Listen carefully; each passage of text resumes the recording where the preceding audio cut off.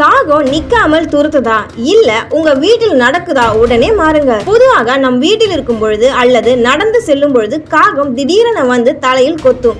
ஏதாவது பயணம் செல்லும் பொழுதும் எதிர்பாராத வினோதமாக காகம் வந்து தலையில் கொத்தும் அல்லது உரசி செல்லும். அதிலும் சிலர் காகம் தலையில் கொட்டி சென்றால் கிரக தோஷம் ஏற்பட்டு விட்டது என்று கருதி கொள்வார்கள். இது எதனால் நடக்கிறது, இதனுடைய விளைவுகள் என்ன என்பதை இப்பொழுது பார்ப்போம். காகம் தலையிலோ அல்லது உடம்பில் மற்ற இடங்களை தட்டி சென்றால் என்ன காரணம், அதனால் ஏதாவது தீங்கு ஏற்படுமா, அதனை சரி செய்வதற்கு ஏதாவது பரிகாரம் உள்ளதா என்பதை பற்றி பார்ப்போம். காகம் தலையில் உட்கார்ந்தால் அது ஒரு சாதாரணமான விஷயம்தான். இதற்காக நாம் பயம் கொள்ள வேண்டிய அவசியம் இல்லை. நம் தலையில் காகம் தட்டி செல்வதற்கு 2 காரணம் உள்ளது. அதனை பற்றி தெரிந்து கொள்வோம். காகத்திற்கும் முன்னோர்களுக்கும் தொடர்பு இருக்கிறது.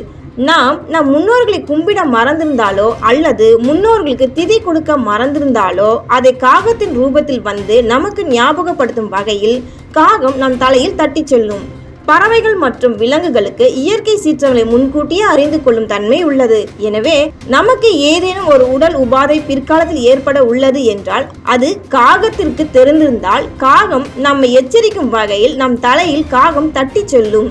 இவை 2 காரணங்களும் காகம் நம் தலையில் தட்டி செல்வதற்கான காரணமாகும். சரி, இதற்கான பரிகாரங்களை பற்றி இப்பொழுது பார்ப்போம். முதலில் நம் வீட்டில் நல்லெண்ணெய் ஊற்றி விளக்கேற்றி குலதெய்வத்தை வழிபடலாம். கோவிலுக்கு சென்று சனீஸ்வர பகவானுக்கு எள்ளில் விளக்கேற்றி வழிபடலாம். காகத்திற்கு உணவு வைத்து வழிபடலாம். முன்னோர்களுக்கு அமாவாசை அன்று படையல் போட்டு வழிபடலாம். குறிப்பாக ஊனமுற்றோர்களுக்கு ஏதாவது உதவி செய்யலாம். இவ்வாறு காகம் பரிகாரம் செய்வதனால் தோஷங்கள் நீங்கும். சனி பகவானுக்கு எள்ளு சாதம் நெய்வேத்தியம் செய்து ஆலயத்திற்கு வரும் பக்தர்களுக்கு பிரசாதமாக வழங்க பாவகங்கள் அகலும், செல்வ வளம் சேரும். சனிக்கிழமை தோறும் விரதம் கடைபிடிப்பது நன்று. சிவன் கோவிலில் உள்ள நவகிரக சந்நிதியில் இருக்கும் சனீஸ்வரருக்கு மாலையில் நல்லெண்ணெய் தீபம் ஏற்றி அர்ச்சனை செய்வது மிகவும் சிறந்தது. எள் எண்ணெயில் தீபம் ஏற்றுவதன் மூலம் வரும் ஆபத்தில் இருந்து தன்னை காத்து கொள்ளலாம். சனிக்கிழமைகளில் ஏழைகளுக்கும் ஊனமுற்றோர்களுக்கும் அன்னதானம், ஆடைதானம் மற்றும் பணம் வழங்குவதன் மூலம் மன நிம்மதி கிடைக்கும். கடன் பிரச்சனைகள் தீரும். உங்களுக்கு சனி தோஷம் இருந்தால் அர்த்தாஷ்டம சனி, ஜென்ம சனி நடைபெறுவர்களுக்கு ஒரு முறையாவது திருநள்ளாறு சென்று வர வேண்டும்.